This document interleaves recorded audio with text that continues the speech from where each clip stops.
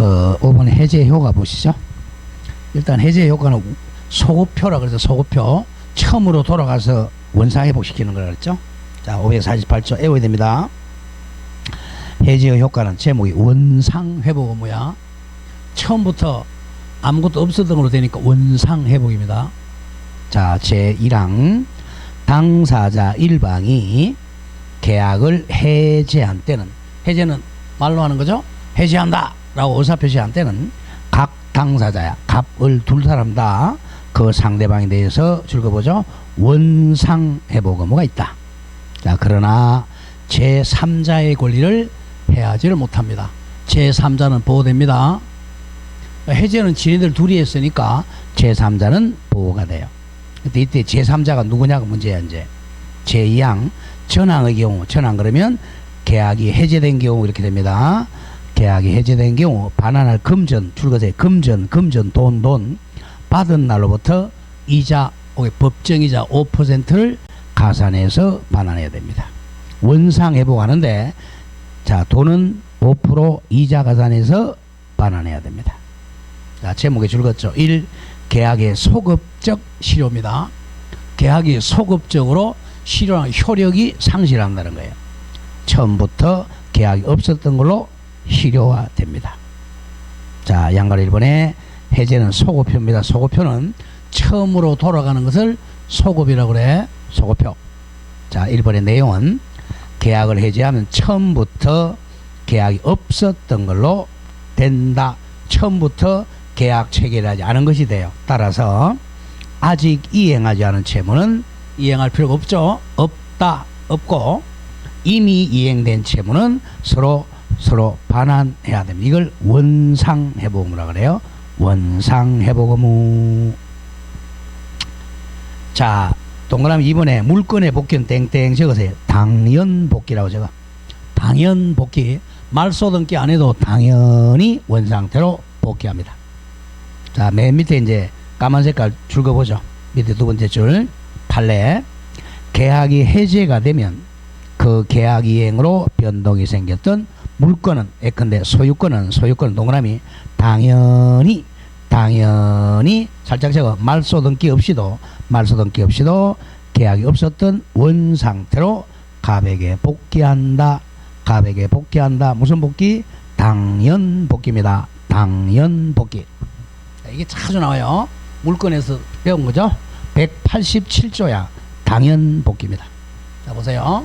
등기부를 보면 자, 소유자 갑으로부터 자, 을한테 1월 1일 날 가옥을 매매 팔아가지고 을한테 소유권 넘어갔어요. 자, 그래서 4월 1일 날 등기했다고 하죠. 자, 이 소유권 이전 등기 원인은 1월 1일 매매 소유자 을이라고 4월 1일 날 등기했다고 하죠. 을이 현재 소유자입니다. 근데 나중에 을이 잔금을 안 주니까 이걸 12월 1일 날 갑에게 전화해서 해제한다 그랬어요. 해제한다. 해제한다는 의사표시 을에게 딱 도달되면 소급에서 1월 1일 날로 매매가 소급적으로 무효가 된다 그랬죠. 소급적 무효니까 이 등기도 소급적 무효가 되는 거예요. 처음부터 무효죠. 그리고 이거 말소 등기 안 해도 당연히 1월 1일로 소급해서 갑에게 소유권이 복귀했습니다. 당연 복귀입니다. 누가 소유자라고? 갑이 소유자예요. 등기부에는 누가 소유자처럼 돼 있어요? 을이 소유자처럼 돼 있잖아. 그러면 이제 자, 12월 1일 날 해제 의사 표시하니까 갑에게 소유권 복귀했어요. 근데 자, 이 만약에 12월 한 5일 날 병이 이 만약에 건물을 누구한테 사겠어요? 갑한테 사겠어요? 을한테 사겠어요? 이거 갑이 소유자, 병은 모르잖아. 얘한테 사죠, 당연히. 소유자가 누구라고 돼 있어? 우리라고 돼 있잖아. 실제 소유자는 누군데? 갑인데. 그래도 이 병을 보호해야 된다는 거죠. 그 점을 조심해야 돼. 그럼 병이 이제 누구냐 이거야. 그럼 여기서 조심해야 돼. 해제하기 전하고 해제 후를 나눠야 돼요. 자, 해제하기 전에는 누가 소유자야? 해제 전은 을이 소유자죠. 해제 후에는 갑이 소유자. 그 점을 잘 알아요. 그래서 해제 전에는 12월 2일 전에는 이 을이 소유자니까 이렇게 병이 자 해제 전에는 병은 나중에 해제될 걸 알았든 몰랐든 불문하고 병이 여기다 3 소유자 병하면 자 아까 제3자의 권리를 해하지 못한다 이렇게 돼 있잖아. 해제 전까지는 나중에 병이 먼저 등기하되 등기하면 병이 보호돼요. 해제 후는 누가 소유자야? 갑이 소유자니까 몰라야 돼. 해제 후는 선의의 병만 보호돼요. 요 점을 조심해야 됩니다. 자, 당연 복귀 정리했고 다음 페이지 갑니다. 자, 양거래 2번 제3자 보호. 자, 원칙 줄 보세요. 선악 불문 요겁니다. 제3자 병은 선의 악이 불문하고 보호돼요. 해제 전이야. 해제 전. 자, 동그라미 1번 중에 표시하세요. 보호되는 제3자에 해당하는 경우. 요게 이제 포인트야. 자, 제3자 보호되려면 자 그냥 읽어나갑니다. 548조 1항 단서에 줄거세요. 제3자란 이겁니다. 앞에 저거 보호되는 제3자란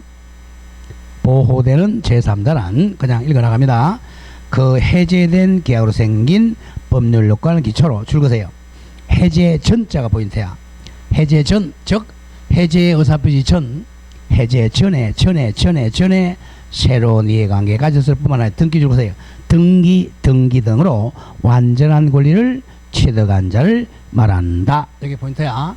해제 전에 등기한 사람을 말합니다. 해제 전에 뭘 해야 돼? 등기를 해야 돼요. 등기 안 하면 보호 안 됩니다. 해제 전에 등기한 자를 말한다. 그 점을 조심해야 돼요. 선악 따지지 않아.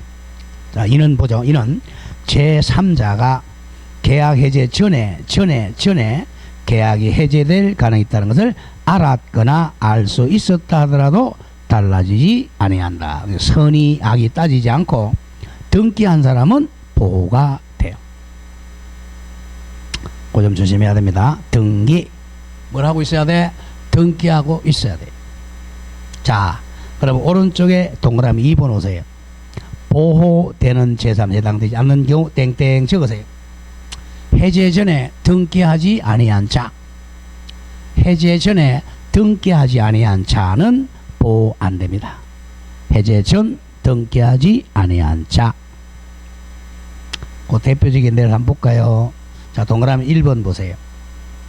미등기 무허가건물에 관한 매매 계약이 줄거세요. 해제되기 전자 나왔죠. 전에 자, 매수인 을이라고 놓고 을로부터 해당 무허가 건물을 다시 매수하고 자, 줄거보죠. 무허가 건물 관리대장의 소유자라 병으로 등재되었다 하더라도 이 사람 등기했어 안 했어요?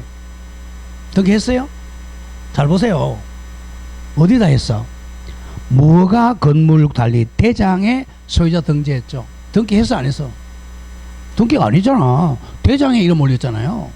보호 안 됩니다. 등기를 안 했으니까. 그렇더라도 가만 색깔 제3자에 한다고 할 수가 없다. 왜? 그냥 무허가 건물 대장의 이름 올렸잖아. 등기를 안 하고. 그래서 보호 안 돼요. 등기 안 했으니까. 자, 그 정도 기억하고 그 다음에 동그라미 3번 내려와 중요 표시 제3자 범위의 확대는 해제 후에는 선의만 보호된다 그랬어. 자, 읽어보죠. 그냥 줄 긋지 말고요. 계약 해제로 인한 원상회복 등기가 이루어지기 전에 계약 해제를 주장하는 자와 양립되지 아니하는 법률 관계를 가지게 되었고 줄거세요.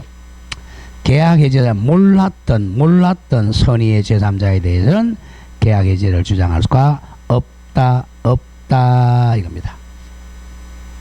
자, 해제 후에는 선의의 제3자만 보호됩니다. 계약 해제 후에는 선의의 제3자만 보호가 됩니다. 자, 그 점을 조심해야 돼요. 자, 다음 페이지 갑니다. 다음 이 원상 회복은 자, 원래 상태로 회복합니다. 자, 이걸 설명을 하고 가보죠. 자, 갑이 을과 1월 1일 날 가옥에 1억 매매했어요.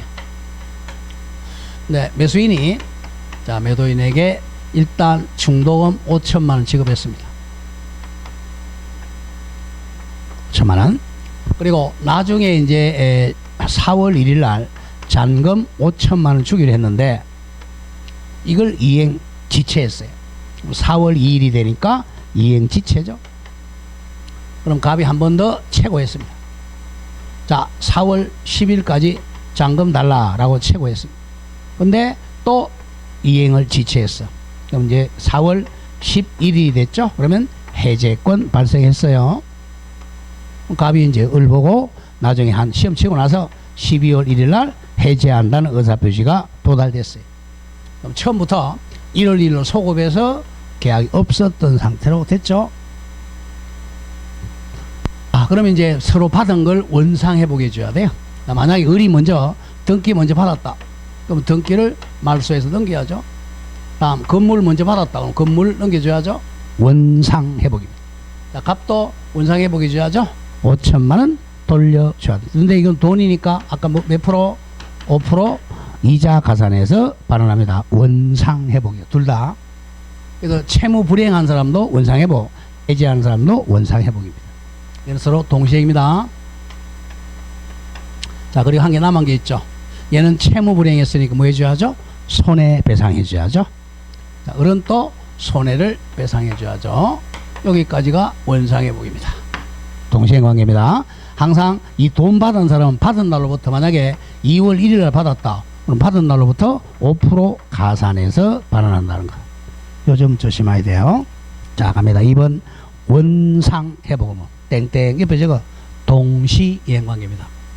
무조건 원상회복 나오면 동시행이라는 기억하고. 자, 1의입니다. 계약이 해제가 되면 양 당사자야 갑을 둘 다, 갑을 두 사람 다 계약이 없었던 것 같은 원래 상태로 복귀해야 되는 의무를 부담. 이를 원상회복 의무라 그래요. 갑을 두 사람 다 원상회복입니다. 자, 원상회복은 받은 것 전부 반환해야 돼요. 자, 밑에 판례 정리합니다. 자, 계약 해지의 효과로도 줄거세요. 원상회복 의무, 원상회복 의무를 규정한 민법 548조 1항 법문은 부당이득에 관한 특별 규정의 성격을 가진 것이어서 줄거세요. 그 이익 반환 범위는 이익의 현존 여부나 선의하기 불문하고 덕단의 사정이 없는 한 줄거세요. 받은 이익 전부라 할 것이다 이겁니다. 원상회복은 선악 따지지 않고 받은 이익 전부 반환해야 됩니다. 그래서 원상회복이라는 거예요. 부당이득의 특칙으로 받은 이득 전부 반환해야 됩니다. 자, 그래서 양거리 2번 원상회복에 보면은 동그라미 1 원상회복은 현물 반환이 원칙입니다. 현물로 받은 그대로 반환하는 게 원칙이다. 그리고 동그라미 2번 매수인이 목적물을 이용한 경우에는 그 사용에 의한 이익도 반환해 줘야 됩니다. 사용의 이익도 상대방에게 반환해 줘야 됩니다. 원상회복이니까 사용의 이익도 당연히 반환해야 됩니다. 자, 법정이자 연 5% 가산한다 그랬어요. 그런 점 조심하고. 자, 오른쪽 갑니다. 3번 손해배상입니다. 손해배상. 자, 551조 법조문 계약 해지 또는 해제는 손해배상 청구에 그 영향을 미치지 아니한다는 것은 손해배상도 같이 청구할 수 있다는 거예요. 바로 밑에 줄 긋죠? 즉 계약 해제와 손해배상은 중첩적으로 행사할 수 있다.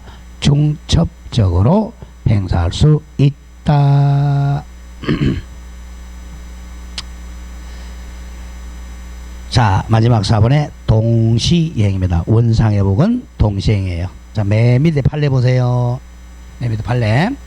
계약이 해제가 되면 계약 당사자 갑과 을은 상대방에 대해서 원상회복 의무와 손해배상 의무를 부담하는데 이때 자, 줄 거세요. 계약 당사자가 부담하는 원상회복 의무뿐만 아니라 손해배상 의무도 함께 무슨 관계죠? 동시행 관계 있다. 자, 다음 장 갑니다. 자, 6번의 해제권의 소멸입니다. 자, 해제권 소멸은 자, 양거리 1번의 일방적 소멸사 요것만 기억하죠. 자, 해제권은 형성권이기 때문에 몇 년 내 행사라고 그랬죠? 10년, 10년의 제척기간 내 행사하지 않으면 소멸합니다. 형성권은 그 행사기간을 제척기간이라고 그래요. 자, 그 외에 해제권 포기하면 소멸하고, 또 해제권 행사하기 전에 상대방이 이행 제공하면 소멸합니다.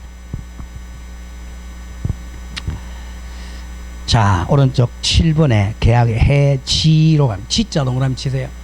앞에다 임대차 넣습니다.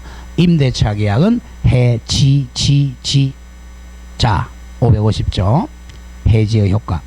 당사자 일방이, 자, 살짝 적어. 그 다음 임대인이나 임차인, 이렇게 임대인이나 임차인이 계약을 해지한 때는 계약은 줄긋죠. 장래 향하여 효력을 잃는다. 장래적으로 효력이 소멸합니다. 자, 계속적 계약이에요. 양가로 1번 보면 임대차, 소비대차, 사용대차 등등과 같은, 자, 계속적이죠.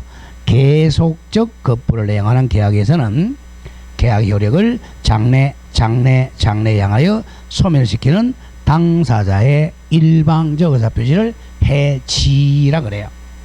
해지도 의사표시니까 당연히 묵시적으로도 가능합니다. 묵시적 해지도 가능해요. 대표적인 예가 양가로 2번에서 두 번째 줄 예컨대 임차인이 몇 기 연체 2기 차임을 연체하면 임대인은 계약을 해지할 수 있다. 이건 기억을 해야 됩니다. 자, 양가로 3번 중요 표시 계속적 계약에만 인정된다. 임대차, 사용대차 계속적과 장래효가 인정된다는 점, 요게 해제와 달라. 점이 원상회복 아니라 또 청산의무 부담한다는 점이 해제와 구별됩니다. 해제는 처음부터니까 원상회복 의무고 임대차는 청산 의무입니다. 자, 여기까지가 법정 해제고, 자, 안하공기에서 앞으로 와보세요. 구별하러 옵니다.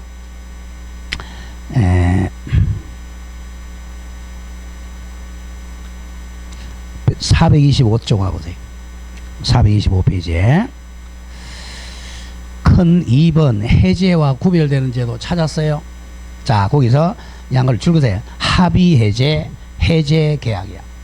자, 지금까지 한 것은 일방적으로 채무를 불이행했을 때 해제하는 거죠. 이번에는 단독행위가 아니라 합의 해제. 같은 말 해제 계약이에요. 이거는 청약과 승낙으로 하는 거야. 일방적으로 하는 게 아닙니다. 일반적으로 우리가 해제는 여러분들 이걸 많이 알고 있어요. 이건 예외입니다. 합의 해제죠. 이건 심심하면 하는 거예요. 자, 갑-을이. 자, 갑과 을이 자, 계약했어요. 매매 계약. 근데 을이 채무 불이행도 안 했어요. 갑도 채무 불이행 안 했어.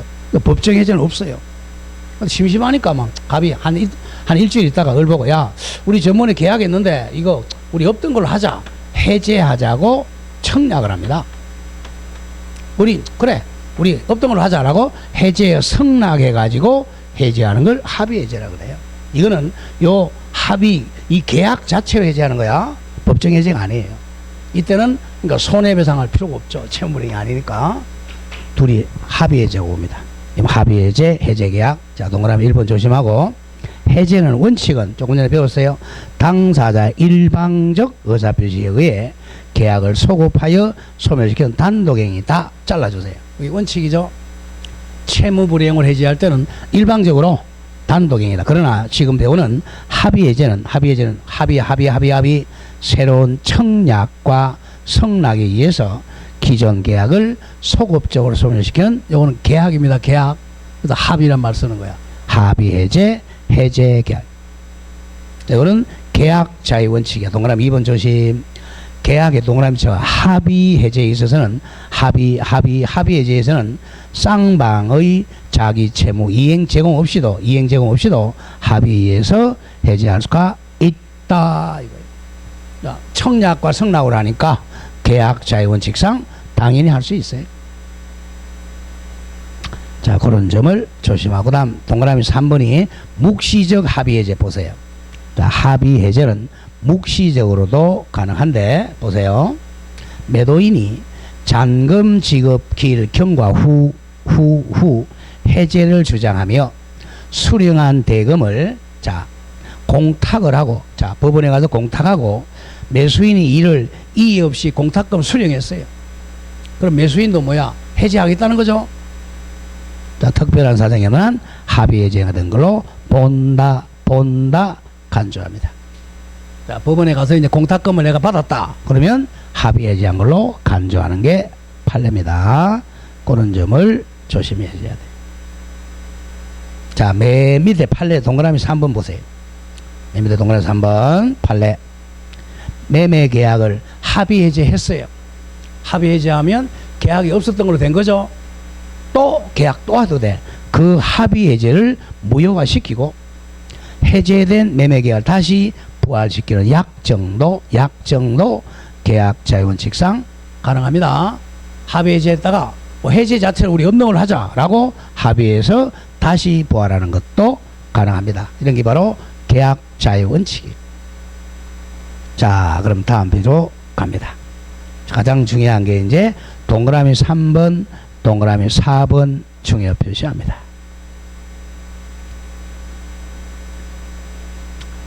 자, 동그라미 4번 보세요. 동그라미 4번. 이게 이제 아까 배웠던 법정 해제와 차이야. 자, 합의 해제 또는 해제 계약의 효력은 합의된 내용입니다. 요 두 사람이 이 청약과 성락의 내용으로 결정되는 거야. 이거는 일방적이 아니니까 합의 내용으로 결정되고 여기에는 줄거세요. 여기가 합의 해제야. 합의 해제는 아까 배웠던 해제에 관한 43조 이하 규정은 적용되지 아니한다 이거야. 민법은 법정 해제 규정이니까 합의 해제는 적용이 안 돼요. 고로 당사자 사이에 약정이 없는 이상 줄거세요. 합의 해제, 합의 동그라미 치고 합의 해제로 반환할 금전에는 아까 법정 해제할 때는 요거 몇 프로 이사 가산한다 그랬죠? 5% 이자 가산해서 반환해 준다 그랬잖아. 합의 해제할 때는 이 5% 이자 가산 안 합니다. 합의니까 합의 해제로 반환할 금전에는 부터 5% 이자 가하여야 할 의무가 있는 것은 아니다. 이 판례를 워낙 많이 내요. 법정 해제가 아니라 합의 해제할 때는 자기들의 합의 내용에 따라 해제하는 거니까 5% 이자 가해야 할 의무가 없다. 그리고 5번입니다. 또 자, 합의 해제는 채무 불이행을 해제한 게 아니잖아. 손해배상 청구 못해요. 동그라미 5번 갑니다. 두 번째 줄 5번. 다른 사정이 없는 한 줄거세요. 채무 불이행으로 인한 손해배상 청구할 있다 없다. 그 두 개 기억하세요. 4번에 합의 해제하면 금전은 5% 이자 가산한다 가산하지 않는다. 가산하지 않는다. 그 다음 5번에 채무 불이행으로 손해배상 청구할 있다 없다. 그 점을 조심을 해야 됩니다. 자, 그 점 기억하고 자, 오른쪽 427페이지입니다. 맨 밑에 2번 약정해제권. 이건 단독행위야. 약정해제. 법정해제권의 반대죠. 약정해제권. 자, 양가를 1번 보세요. 약정에 둘이 계약으로 딱 정해놓은 해제권이야. 보세요. 예를 들어 토지 매수인이 토지를 매매함에 있어. 자, 다운표 보세요. 공장 허가가 나지 않으면 토지 매매 계약을 해할 수 있게 해달라고 청약을 했어요. 하니까 매수인 그래 이에 대해 성락해서 계약이 성립해서 그러면 약정해제권이죠. 이때 이제 공장 허가가 나지 않아 매수인에게 인정된 해제권이 약정해제권입니다. 오늘 합의한 게 아니고 약정한 거야. 이 공장 허가가 나지 않으면 단독으로 해제합니다. 자, 그런 점 기억하고 다음 페이지로 갑니다. 곧 양가로 3번 조심하고 다음 페이지에 자, 약정해제권도 단독행위야. 약정해제권이니까 권 법정해제와 성질이 같으므로 민법 해제 규정은 원칙적으로 적용이 됩니다. 그러나 줄거세요. 이거는 약정 사유를 해제하니까 채무불이행으로 손해배상 의무는 없어요. 자, 그러나 줄거세요. 채무불이행을 운행하는 것이 아니므로 최고할 필요가 없어요. 최고할 필요가 없고 손해배상 의무는 없다. 요 점을 조심해야 됩니다. 자, 약정 해제는 법정 해제가 아니니까 손해배상 채무는 없다. 최고하지 않는다. 그 두 개는 좀 기억을 하셔야 돼요. 자, 그럼 이제 다시 간다. 해제권은 뭐가 원칙이야? 법정 해제권이 원칙이에요. 그리고 또 약정 해제권도 있고 합의 해제도 있어요. 자, 이렇게 해서 해제가 좀 복잡하지만 법정 해제부터 먼저 정리합니다. 자, 그러면 이제 다시 433으로 보세요. 자, 거기 박스에 핵심 다지기가 이제 정리될 거예요. 자, 최고를 요하지 않는 경우. 자, 1번. 이행 지체에 있어서 원칙은 최고해야 되는데 채무자가 미리 이행 거절 의사를 명백히 표시한 뻔할 뻔짜죠. 최고 안 합니다. 다음 2번. 정기행위에서 채무불이행이죠. 결혼식 날 웨딩 드레스를 안 가져왔어요. 그럼 그날 바로 해제하죠. 다음 3번. 이행 불능은 집이 불났으니까 뻔할 뻔짜입니다. 다음 4번. 완전 이행이 불가능이죠. 불완전 이행입니다. 다음 조금 전에 했던 5. 약정 해제권 행사도 약정 사유 발생하면 바로 해제합니다. 최고 필요 없어요. 약정이 허가가 안 났다. 그러면 즉시 해제합니다. 6번은 지우라 그랬고 7번에 자, 해제도 임의 규정이니까 당사자 사이에 우리는 채무 불이행하면 즉시 해제한다고 최고 배제 특약하면 최고 안 하고 즉시 해제 가능합니다. 자, 그러면 이제 해제는 일단 해제하면 자 말소등기 안 해도 당연히 가백의 소유권 복귀했다. 그리고 제3자의 권리를 해하지 못한다. 가장 중요해요. 다시 435페이지 하고 돼요. 548 해제의 효과 이겁니다. 원상회복 한번 더 읽어보죠. 548조 법조문 435페이지 435쪽. 자, 548조 해제의 효과는 무슨 의무? 원상회복 의무야. 원상회복 의무.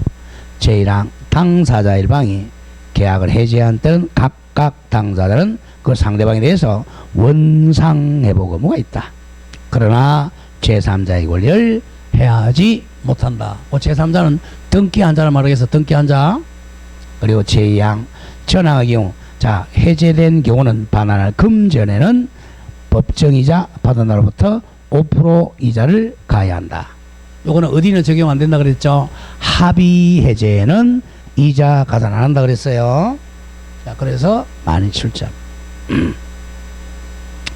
자, 여기까지가 계약법 총론이야. 자, 그 다음 441호 갑니다. 강론. 자, 해제 계약법은 조금 양이 적어요. 자, 이제 강론은 이제 매매, 교환, 임대차 요 세 가지만 강론이죠. 자, 공통점 했죠. 저 뭐죠? 쌍무, 유, 낙, 불 요거 기억해야 되겠죠. 전부 쌍무계약, 유상계약, 낙성계약, 불료식 계약. 자, 그리고 이제 조금 전에 했지만 매매하고 교환은 채무를 불이행하면 뭐한다? 해제해서 소급적으로 계약 실효시키고, 임대차는 채무 불이행하면 해지해서 장래적으로 효력 소멸시킨다. 그거잖아. 그거 대입하면 돼. 이제 가보죠. 그럼 이제 의가 자, 매매는 쉽게 해서 매매는 갑이 을에게 1월 1일 날 우리 집 1억의 청약과 성락이죠. 자, 바로 해봅시다. 매도인은 바로 뭐죠? 이거죠? 소유권 이전 해줄 의무죠. 소유권 이전 의무. 매수인은 대금 지급 의무. 그래서 쌍무계약이잖아. 쌍무계약. 동시행관계. 매매는 쉽게 해서 이 물건하고 돈하고 바꾸는 계약이죠. 자, 교환. 자, 교환은 1월 1일 날 나는 우리 집을 주겠다. 나는 땅을 주겠다 이거죠. 물물 교환 생각하면 돼. 둘 다 금전이 아닌 금전 이외 재산권 이전은 뭐죠?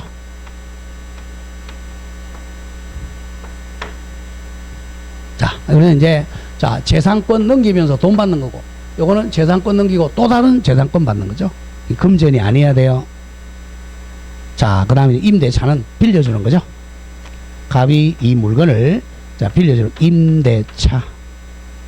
자, 빌려주는 사람 임대인, 빌리는 사람이 임차인 또는 임차권 설정자, 임차권자라고 할 수도 있어요. 자, 그럼 이 사람은 용익시킬 의무, 임차인은 차임직업 의무. 이건 외워야 되겠죠. 그래서 동시이행입니다. 자, 가보죠. 매매의 쌍류 낙벌입니다. 거기 이제 563조.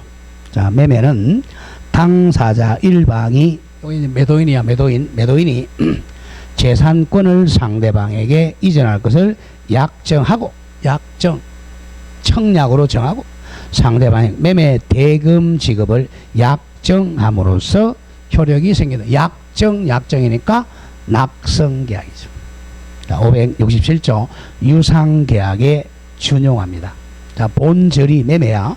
매매의 규정은 조문 33개예요. 33개 규정은 매매의 유상계약에 준용합니다. 그러니까 매매 규정을 다른 유상계약에 준용해요. 자, 그러면 양가로 1번에 매매는 밑에 4개 낙성, 분료식, 쌍무, 유상계약. 순서를 좀 바꾸세요. 가장 중요한 게 쌍무, 유상이 중요해. 쌍무, 유상, 낙성, 분료식 계약입니다. 쌍무, 유상, 낙성, 분료식 계약입니다. 자, 양가로 2번 매매는 목적이 재산권 이전이죠. 즉 소유권 이전이 목적이야. 따라서 죽었고, 남의 물건, 타인의 권리 또는 타인의 물건도 매매 목적이 될 수가 있다. 이것도 많이 내요. 잘 틀리니까. 자, 이거죠. 자, 이 집은 A가 소유자예요. A가 소유자입니다. 남의 집이야. 남의 집인데 갑은 이 남의 집을 매매할 수 있어요. 유효합니다. 남의 집도. 타인의 물건, 타인의 권리도 매매할 수 있어요. 왜냐하면 자, 일요일 계약했다. 4월 1일 날 이행기 정해서 그럼 4월 2일까지 이 집을 사가지고 소유권 넘기면 돼요. 그래서 남의 물건이나 남의 권리도 매매, 교환, 임대차 할 수 있습니다. 이게 채권 계약의 특징입니다. 남의 물건이나 남의 권리도 매매, 교환, 임대차 목적이 될 수가 있다. 자, 그리고 양가로 4번 매매 규정들, 예컨대 조금 이따 배울 계약금 규정이나 담보 책임 규정은 성질에 의원한 다른 유상계약, 즉 교환의 임대차에 준용이 됩니다. 매매가 이제 유상의 대표니까 유상계약에다가 매매 규정을 다 준용합니다. 자, 오른쪽에 이제 2번 갑니다. 매매 성립은 당연히 1번 동그라미 합의죠. 합의니까 뭐야? 청약과 성락의 합의로 성립합니다. 1번 줄겠죠. 매매 계약은 자, 매도인의 재산권 이전과 매수인에 대한 대금 지급의 합의로 성립합니다. 두 가지만 합의되면 돼요. 우리 집 1억 이렇게 했네. 나머지는 부수적인 사항, 즉 계약 비용, 이행 시기, 변제 장소 등 이 부수적 사항은 반드시 합의할 필요는 없어요. 이건 나중에 합의하면 돼요. 재산권 이전과 대금만 합치하면 됩니다. 자, 그래서 양가로 2번 자주 나오는 판례입니다. 원래 나왔죠. 매매 계약에서 자, 줄거세요. 목적물과 대금입니다. 우리 아파트 분양 계약 생각하면 돼요. 아파트 분양 계약할 때 아파트 지어졌어, 안 지어졌어? 아직 안 지어졌죠? 그래도 유효해요. 목적물과 대금은 반드시 조심해야 돼. 계약 체결 당시에 구체적으로 특정될 필요는 없고, 심표 501호 아직 안 지어져서 없고, 이를 사후에라도, 사후가 이제 이행기야, 이행기에 이행기까지 구체적으로 특정할 수 있는 방법과 기준이 정해져 있으면 충분하다, 족하다 이겁니다. 바로 아파트 분양계약 생각하면 돼요. 내가 오늘 아파트 분양계약 했어요. 그러나 501호에 당첨됐어요. 아직 집 안 지어졌죠? 그래도 이행기까지 특정할 수 있는 방법과 기준이 있으면 족하다, 충분하다, 유효하다는 거예요. 자, 여기는 매매고, 우리가 이제 매매의 준비행위를 한번 보죠. 준비행위로 매매 예약 봅니다. 이 전부 교환이나 임대차에 준용되는 거야. 교환도 예약, 임대차도 예약이 가능한 거예요. 자, 매매 예약입니다. 대개 이제 매매 예약은 가등기하고 같이 묶어서 많이 출제한단 말이야. 우리 등기 시간을 배우죠. 예약은 가등기 한다. 요거는 채권법이고 요거는 물건이잖아요. 그래서 가등기와 묶어서 많이 내요. 자, 564조 보세요. 매매의 일방 예약. 자, 제1항. 예약은 반드시 할 필요는 없어요. 안 해도 돼요. 안 하고 본계약 바로 체결해도 됩니다. 근데 보통 이제 아파트 같은 이런 거는 예약을 많이 하잖아. 제1항. 매매 일방 예약은 상대방이 이걸 적으세요. 예약 완결권자입니다. 예약 완결권자가 매매를 완결하자 표시한 때 매매 효력이 생깁니다. 제2항. 전항의 의사표시 기간을 정하지 아니한 때는 예약자 같은 말 예약 의무자입니다. 예약 의무자는 갑이라고 놓죠. 예약 의무자 갑이 상당한 기간을 정하여 매매를 완결시킬래 안 시킬래 여부의 확답을 상대방 이퀄 예약 완결권자에게 최고할 수 있습니다. 독촉. 제2항. 예약 의무자가 전항의 기간 상당한 기간 내에 확답을 받지 못하면 예약은 효력을 잃는다. 자, 보죠. 우리 매매 예약 어느 때 많이 하죠?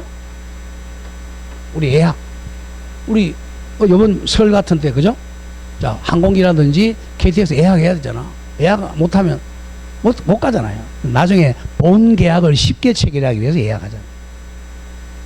그런 예약. 자, 근데 이제 담보 목적으로도 많이 해요. 자, 가보자. 갑이 을에게 우리 이 집을 내가 나중에 나한테 팔아라. 그래, 팔게. 라고 매매 예약을 했어요. 자, 이 사람이 이제 자, 예약 의무자입니다. 나중에 매도인 될 사람이고 매수인 될 사람 되게 예약 의무자 또는 예약자라 그래요. 예약자. 이쪽은 예약 권리자. 예약 권리자를 예약 완결권자라 그래. 예약을 완결한다는 것은 결국 본 계약 체결한다는 거죠. 예약 완결권. 자, 예약 완결권도 형성권이에요. 형성권. 자, 그러면 이제 자, 이 예약 완결권 한쪽에 있는 걸 우리가 일방 예약이라고. 이쪽에 가지고 있다면 일방 예약. 우리 민법은 일방 예약으로 추정하고 있어요. 대개 이제 매수인이 될 사람이 예약 완결권 가지죠. 일방 예약. 그러면 이제 형성권은 몇 년이라고 그랬죠? 10년이라고 그랬어요. 근데 이제 둘이서 만약에 10년 너무 길다, 뭐 3년으로 정해도 됩니다. 기간 안 정했다면 10년이 되는 거예요. 이걸 하면서 이제 가등기를 한단 말이에요, 되게. 가등기를. 그 예약 완결권하고 가등기 거의 묶어요. 이술료 이제 가등기 했죠? 자, 그러면 이 사람 나중에 팔아먹을 수 있다고 그랬죠, 그죠? 가등기에도. 아직 갑이 소유자니까. 갑이 이렇게 병한테 팔았어요. 뭐 소유자, 병, 3순위 됐죠. 그럼 나중에 이제 을이 예약 완결하죠. 그러면 을이, 자, 갑과 했으니까 을이 예약 완결한다라고 이제 완결의 의사표시 합니다. 형성권이니까 일방적 의사표시로 매매, 본 매매가 성립하잖아요. 그럼 이렇게 둘이서 본등기 하죠. 본등기를 이순위, 본등기 순위, 가등기 순위 하죠. 이순위, 소유자, 을. 이렇게 하면 얘는 중간 처분은 직권 말소한다 그랬죠. 이렇게 연결시키는 거예요. 자, 그러면 하나씩 보르죠. 의. 자, 예약도 채권 계약이야. 나중에 본 계약을 체결할 의무를 부담하니까 채권계약입니다. 자, 의의가죠. 예약이란 장래 본계약 체결할 미리 약속하는 이것도 계약 채권계약이야. 자, 줄거세요. 자, 예약은 본계약을 체결할 의무가 있으므로 언제나 채권계약 같은 말 의무부담계약입니다. 채권계약 동의어 의무부담계약입니다. 채권계약 같은 말 의무부담계약이다.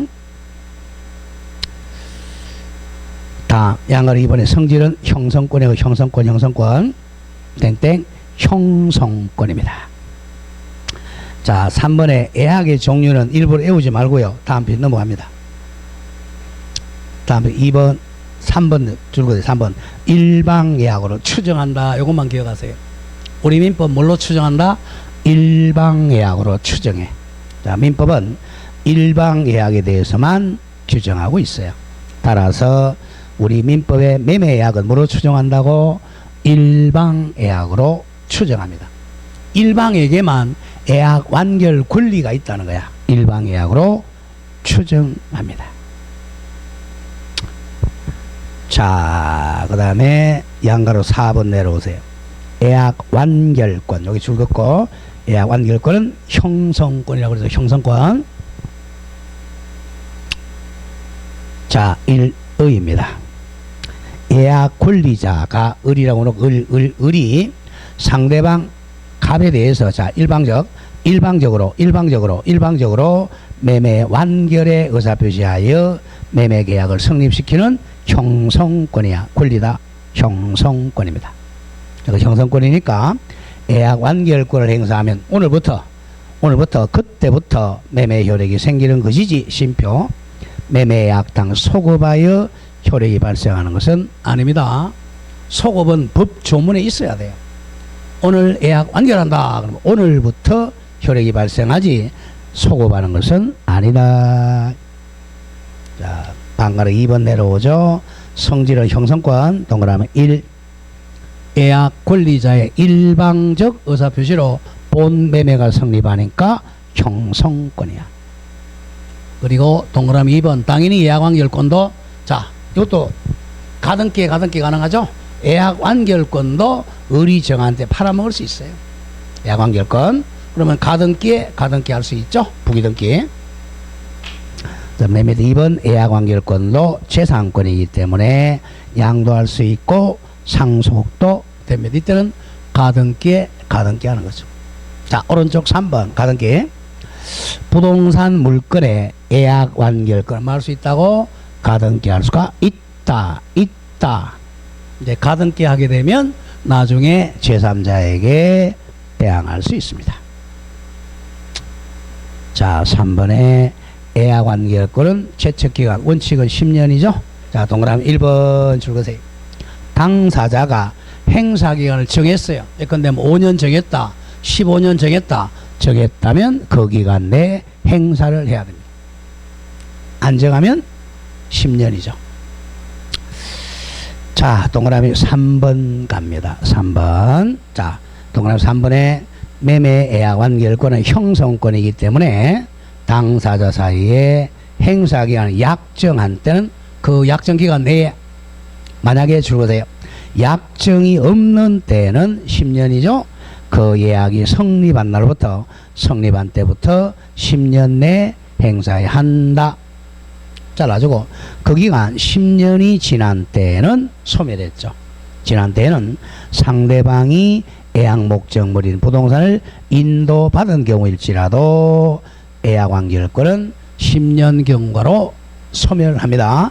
제척기간은 10년 지나면 소멸해요. 그리고 4번 기간은 둘이 정하면 됩니다. 한편 예약 완결권의 행사기간 약정 기간에는 특별한 제한이 없기 때문에 즉 10년 이상 약정도 가능합니다. 10년, 15년, 20년도 가능해요. 자, 그리고 이제 그 5번도 좀 중요 표시하고 원래 우리 법원은 직권 조사를 안 해줘요. 법원은 당사자가 주장한 것만 재판해 주는 거예요. 법원은 소극적. 근데 예외적으로 이 형성권은 제척기간이라고 그래. 제척 기간은 판사가 다 10년 누구나 알고 있어요. 그래서 제척 기간 직권으로 조사해야 됩니다. 이건 조심해야 돼요. 자, 저는 5번 줄 긋고 매매계약 완결권은 제척 기간이니까 제척 기간 10년 도가 여부는 소위 직권 조사사항이라 법원이 직권 조사해야 돼요. 직권 조사장으로 이에 대해서 당사자 주장이 없더라도 법원이 당연히 직권으로 조사해서 재판으로 고려해야 됩니다. 반드시 기억해야 돼요. 제척 기간은 예외적으로 법원이 직권으로 조사한다. 자, 양가로 4번의 행사 방법은 동그라미 1. 예약 완결권 행사는 예약 권리자 줄과 의리 예약 의무자 갑에게 행사를 해야 됩니다. 조심해야 돼요. 자, 의리 갑에게 행사합니다. 이 병한테 행사하는 게 아니에요. 자, 이걸 찾아놔. 맨 밑에 동그라미 2번. 예약 완결권이 가등기 된 후, 의리라고 놓고 의리, 목적물이 병에게 양도된 경우에도 양수인 병이 아니라 예약 의무자 갑에게 행사해야 됩니다. 찾아 나와요. 가등기 했다가 본등기 할 때 의무자는 누구야? 갑입니다. 갑. 양수인 병이 아니다. 가등기에서 더 많이 나오죠. 자, 그렇게 정리가 됩니다. 자, 오른쪽은요 3번에 계약금 오세요. 자, 계약금도 중요 표시하고 계약금은 10월 26일 딱 적어 놓으세요. 계약금은 금년에 꼭 나옵니다. 시험장에 가면 나와 있어요. 계약금. 우리 실무에서도 계약금은 굉장히 중요해요. 이것 때문에 많이 싸우잖아. 자, 요걸 다 기억해야 됩니다. 갑이 이제 1월 1일 날 매매 계약을 하면서 이렇게 자, 2월 1일 날 계약금을 1월 1일 날 했으니까 1월 한 10일 날 계약금을 지급합니다. 자, 계약금은 반드시 계약책이라는 날 줄 필요는 없어요. 계약금은 한 열흘 있다가 계약금, 이것도 계약입니다. 계약금은 대표적인 요물계약이에요. 낙성이 아닙니다. 요물계약이고 이게 주된 계약이고 종된 계약입니다. 그래서 매매계약이 무효가 되면 계약금 계약도 무효입니다. 자, 계약금은 일단 이 계약금은 자, 해약금으로 추정하고 있어요. 계약을 해제하려고 주고받은 돈으로 추정한다. 이게 포인트입니다. 자, 계약금 조심해야 돼. 이 집값으로 준 게 아닙니다. 집값으로 준 게 아니고 해제하려고 준 돈이에요. 그 점을 기억을 해야 돼. 이게 안 되니까 자꾸 싸운단 말이야. 자, 계약금 1,000만 원, 보통 한 10% 주고 있죠. 자, 10% 준다는 것은 법이 없어요. 관례상 약 10% 주는 거야. 5% 줄 수도 있고 1% 줄 수도 있어요.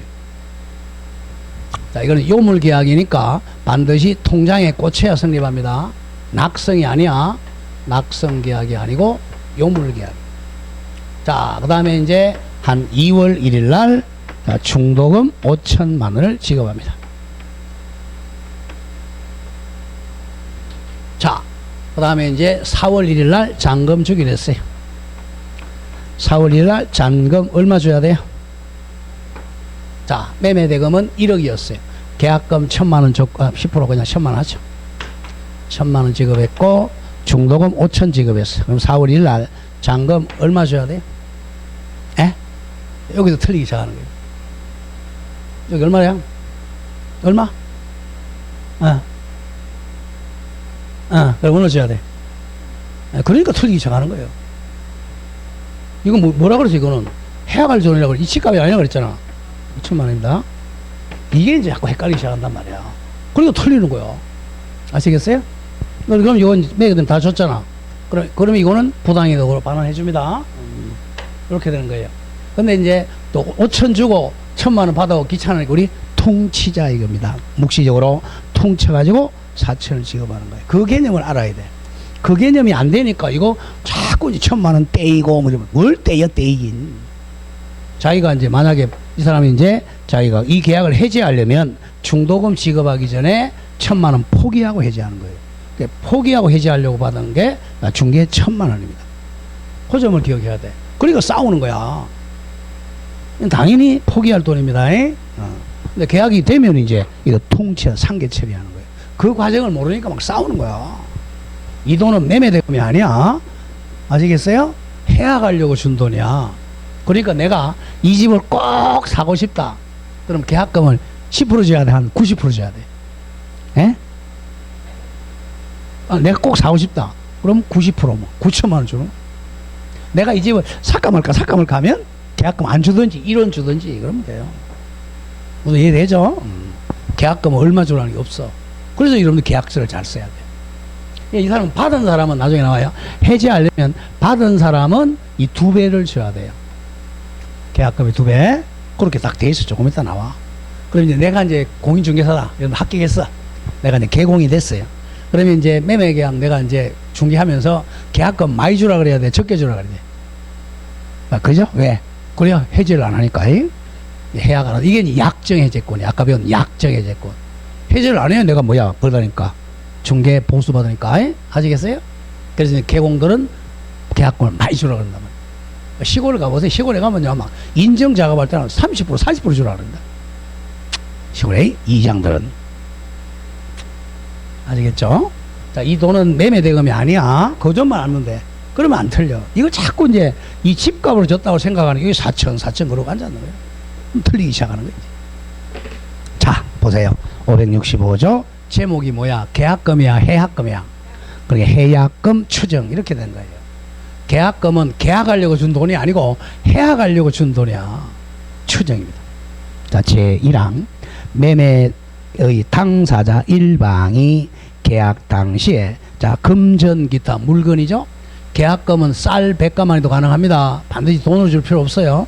금전 기타 물건을, 자, 명칭도 계약금이나 보증금이나 선수금이나 착수금 등등등등 명목으로 상대방이 줄거 교부한 때, 이게 포인트야. 반드시 교부해야 되니까 요물계약이에요. 낙성이 아닙니다. 내일 계약금 줄게. 알았다. 내일 받을게. 그거는 계약금 계약 성립 안 했어요. 교부한 때는 당사자 간에 다른 약정이 없는 한 임의 규정이에요. 당사자 일방이 줄거세요. 이행에 착수할 때까지야. 이행에 착수할 때까지, 즉 중도금 지급 전까지 교부자는 계약금을 포기하고 심표, 수령자는 계약금의 2배, 100을 상환하여 계약을 해지할 수가 있다, 이겁니다. 그래서 계약금은 해지하려고 준 돈으로 추정돼 약정 해제권입니다. 자, 제2항 조심. 551조가 바로 손해배상이에요. 손해배상 규정은 계약금에는 적용하지 않습니다. 자, 계약금 해제는 손해배상 청구를 못해요. 왜? 채무불이행을 해제하는 게 아니잖아. 약정 해제권이니까. 채무불이행 손해배상 청구 못해요. 자, 양걸 1번 의의에서 동그라미 1, 계약금이란 계약을 체결할 때 계약에 부수하여 일방이 상대방이 교부하는 금전 기타 육가물 쌀 100가마니를 말합니다. 자, 계약금은 쌀도 가능하다고 생각하고 반드시 돈에 하나잖아요. 동그라미 2번. 계약금도 당연히 임의 규정이니까 당사 특약으로 당연히 배제할 수 있습니다. 자, 이 계약금은, 자, 이 해약금이 아니고 그냥 집값으로 줬다. 그러면 집값이 되는 거야. 그럼 특약을 안 했을 때는 해약금으로 추정합니다. 자, 그 점을 조심하고 2번에 법적 성질 내려와 1 줄거돼요. 요물계약입니다. 저거 낙성계약 X입니다. 우리 요물계약 3개 어떻게 외웠죠? 현대, 개, 거기 나옵니다. 현대는 계약금을 반드시 받아요. 현대계 요물계약이야. 계약금 계약은 요물계약이므로 조심해야 돼요. 단지 계약금을 지급받기로 약정만 한 단계에서는 아직 계약금의 효력이 발생하지 않아. 즉 계약을 해지할 수 있는 권리가 발생하지 않는다는 거예요. 계약금이 딱 교부가 되어야 계약금 계약이 성립해서 해지할 수 있어요. 내일 계약금 줄게. 알았다. 내일 받을게. 라고 한 상태에서는 해제권이 발생하지 않습니다. 그 점을 조심은 해야 돼요. 자, 다음 장 갑니다. 요물계약입니다. 요물계약.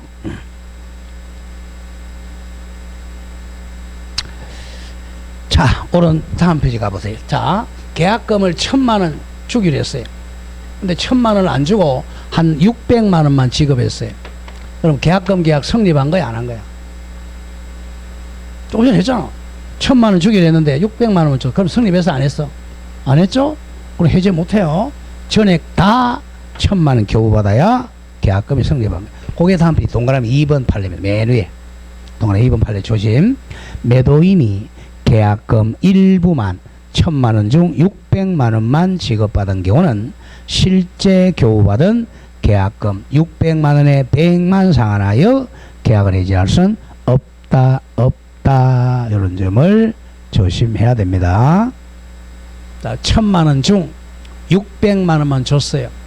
그러면 매도인이 600만 원의 2배인 1,200만 원 주고 해지할 수 있다 없다? 없다. 왜? 아직 계약금 계약이 성립 안 했기 때문에 그래요.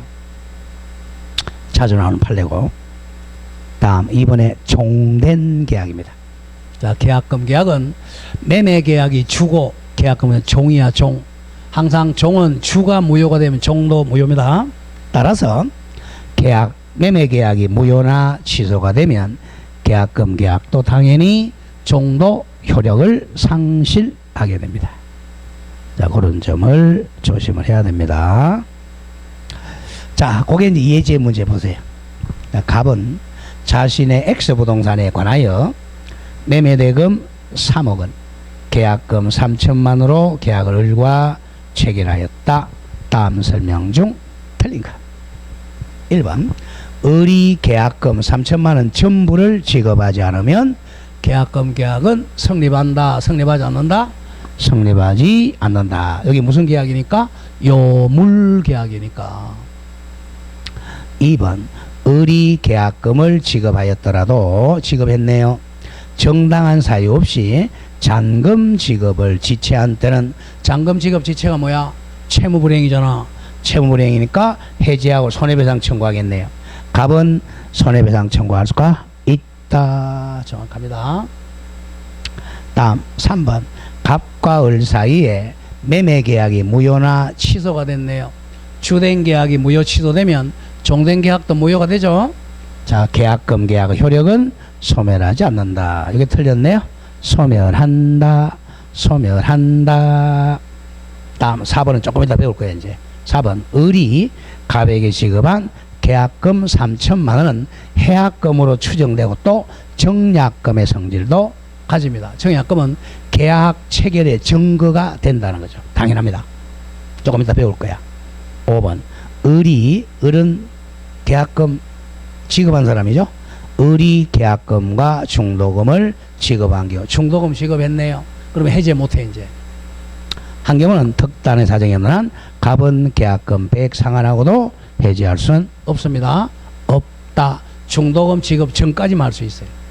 자, 그걸 이제 보러 간다. 이제 양거로 3번 계약금의 종류는 크게 세 가지가 있어요. 세 가지 나오죠. 자, 최소한도 계약금은 자 계약금 1,000만 원 받았다. 그러면 계약 체결되었다는 증거금, 정약금의 성질은 당연히 있습니다. 아, 계약금 받았으니까 계약 체결 증거금, 그거 1번이야. 정약금, 증거금 성질은 다 가져요. 자, 계약금은 최소한도 정약금의 성질은 가집니다. 그 다음에 2번 중요 이제 우리 민법은 해약금으로 추정해요. 뭘로 추정해? 해약금. 자, 맨 밑에 해약금은 해제권을 유보하기 위해 수수된 계약금을 말합니다. 해제하려고 받은 돈이야. 즉 우리 민법은 특이하기 없는 한 계약금은 뭐로 추정한다 그랬죠? 해약금으로 추측을 합니다. 자, 그 다음에 이제 방가로 3번에 위약금의 성질도 있을 수 있어요. 자, 위약금은 차후에 갑니다. 자, 넘기세요. 위약금은 좀 어려워요. 자, 다음 페이지에 양가로 4번 갑니다. 해약금에 의한 해제. 이거는 이행 착수 전까지만 해제할 수 있어요. 이행 착수 전. 자, 1. 해제의 방법입니다. 자, 해제 방법은 자, 첫 번째 줄 거 보죠. 계약금을 지급한 매수인이 해제하는 경우는 해제한다는 의사표시만 있으면 됩니다. 중도금 지급하기 전까지 해제한다 그러면 해제돼요. 당연히 1,000만 원 포기해야죠. 자, 방가로 2번 중에 표시하세요. 해제 시기, 요게 포인트야. 해제 시기가 포인트입니다. 동그라미 1번, 당사자 이름 줄 그세요. 이행에 착수할 때까지, 이행에 착수할 때까지만 해제할 수 있어요. 자, 해약금으로 해제는 언제까지 한다고? 이행 착수할 때까지. 정확하게 이행 착수 전까지야. 이행 착수 전까지 해제할 수 있어요. 이게 포인트입니다. 이행 착수가 대표적인 뭐냐면 중도금 지급이에요. 중도금 지급 전까지만 매수인은 계약금 포기하고 해제하고 매도인은 2천만 원 상환하고 해제할 수 있습니다. 이행 착수하기 전까지야. 2번이 가장 포인트야. 이행 착수의 개념입니다. 이행의 착수란 동그라미 객관적으로 외부에서 인식할 수 있는 정도로 줄거세요. 객관적으로 채무의 이행행위의 일부를 행하는 경우, 즉 중도금 제공이죠. 일부 행하거나 이행해 하는데 필요한 전제 행위하는 것을 말합니다. 그 전제 행위가 잔금 준비하고 매수인이 등기소 같이 가자라고 촉구하는 것을 말한다. 자, 그러니까 중도금 제공 전까지 또는 등기소에 같이 가자고 동행 촉구하기 전까지만 해제할 수 있어요. 중도금 제공 이후에는 해제를 못합니다. 그 점을 조심해야 돼요. 언제까지 해제할 수 있다고? 중도금 제공 전까지만 해제할 수 있어요. 자, 그런 점 조심해야 됩니다. 자, 오른쪽 옵니다. 방가로 3, 해제의 효과. 언제까지 해제한다고? 이행 착수 전까지, 즉 중도금 지급 전까지만 해제할 수 있어요. 중도금 지급하고 나면 이제 계약금을 해제를 못해. 그럼 뭘로 해야 되느냐? 아까 잔금 지체하고 채무 불이행을 해제해야 돼. 자, 방가로 3 갑니다. 오른쪽 해제의 효과. 자, 조심해야 돼요. 1번, 2번 중에 표시하세요. 이게 이제 아까 배운 법정 해제와 차이야. 이 계약금 해제는 약정 해제입니다. 자, 법정 해제하면 아까 채무 불이행으로 해제하니까 손해배상 청구할 수 있죠. 그 다음에 원상회복 의무가 있잖아요. 이게 포인트. 근데 약정 해제는 이게 없어요. 그래서 많이 나와. 왜 그래요? 약정 해제는 언제까지 하라 그래서 계약금은 이행 착수 전까지 해야죠. 그럼 이행한 게 있어 없어? 이행한 게 있어 없어요? 아무것도 없잖아. 아무것도 없으니까 원상회복 의무가 없죠. 또 채무 불이행을 해제하는 것이 아니라 계약금이라는 이 약정 해제하니까 손해배상 청구를 못해. 근데 요거 때문에 시험 많이 낸단 말이에요. 자, 갑니다. 동그라미 1번. 해약금에 의한 해제는 이행이 있기 전에만 가능하므로, 즉 이행 중도금 지급 전에만 가능하므로 원상회복 의무가 발생합니다. 중개에서 발생하죠. 그러니까 학생 여러분들 이게 2천만 원 이걸 갖다가 원상회복 그러면 안 돼. 이거는 중개 아닙니다. 해제하려고 준 돈이기 때문에 1,000만 원 못 받아요. 원상회복 의무 발생할 여지가 없다 이겁니다. 자, 계약금은 당연히 포기할 돈이에요. 다음 2번.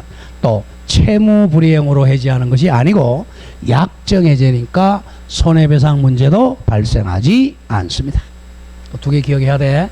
옆에 저거 법정 해제와 차이점. 그래서 시험에 많이 낸단 말이야. 법정 해제는 자, 원상회복 의무와 손해배상 문제 발생하는데 약정 해제, 즉 계약금에 의한 해제는 원상회복 의무 X, 손해배상 의무 X입니다. 자, 그리고 이제 이행 착수를 했어요. 이제 이행 착수했다. 중도금 지급했어요. 중도금 지급하면 이제 계약금으로 해제를 못합니다. 못하니까 이제 법정 해제는 가능하다는 거죠. 그러면 잔금을 지급해야 되는데 잔금을 지체했다. 잔금 지체가 뭐야? 채무불이행이잖아. 법정 해제는 이제 가능합니다. 3번. 그리고 계약금 약정이 있어도 1,000만 원 지급하더라도 본 조문과 관계없이 줄거세요. 채무불이행 이유로 예컨대 잔금 지체, 잔대금 지체를 이유로 법정 해제하고 손해배상은 청구할 수가 있다. 그런 점을 조심을 해야 됩니다. 자, 이제 이해되겠어요? 자, 무조건 계약금이 나오면 뭐다? 이거는 해약금으로 준 돈인데 그걸 기억해야 돼. 매매대금으로 준 게 아니야. 준 사람은 포기해야 되고 받은 사람은 2배 상환하고 해지. 언제까지? 이행 착수 전까지. 이행 착수 전까지. 자, 다음 장 넘깁니다. 4번에 이제 매매 계약 비용 부담. 이것도 자주 나왔어요. 566조 법조문. 자, 우리 계약 비용은 누가 내요? 계약 비용은 우리 중개보수 누가 내죠? 양쪽 다 내죠? 네, 그거야. 매매 계약 비용 양쪽 다 내요. 매매 계약가에 들어간 비용은 당사 쌍방 동안에 쌍방이 균분해서 부담합니다. 매도인, 매수인이 균분 부담합니다. 매매 계약 비용. 그럼 매매 계약 비용이 뭐냐 이거야. 양가리 1번 외우셔야 돼요. 매매 계약 비용은 매매 목적은 청량비용, 청량비, 또 감정평가비, 감정비, 중개업자의 보수 등이 계약 비용에 포함됩니다. 쌍방이 균분입니다. 균분. 우리 중개보수도 계약 비용이에요. 자, 그런데 조심. 2번 부동산 등기 비용은 누가 내요? 그건 매수인 냅니다. 등기 비용은 계약 비용이 아니야. 등기 비용은 계약 비용이 아니에요. 부동산 등기 비용은 계약 비용이 아니고 변제에 들어가는 비용이야. 그래서 이거는 매수인이 부담합니다. 조심해야 돼요. 부동산 등기 비용은 계약 비용이 아닙니다. 그래서 매수인이 부담해요. 자, 그리고 3번 계약부분 무조건 임의 규정이야. 자, 이 계약 비용 부담도 임의 규정이므로 당사자 일방인 내가 비용 내가 다 내겠다 라고 하면 혼자 내면 돼요. 전부 부담한다는 약정은 유효합니다. 무조건 계약법은 임의 규정이에요. 그래서 특약이 더 우선한다. 그걸 항상 기억해야 돼. 자, 여기까지 하고 이제 조금 쉬었다가 매매 효력까지.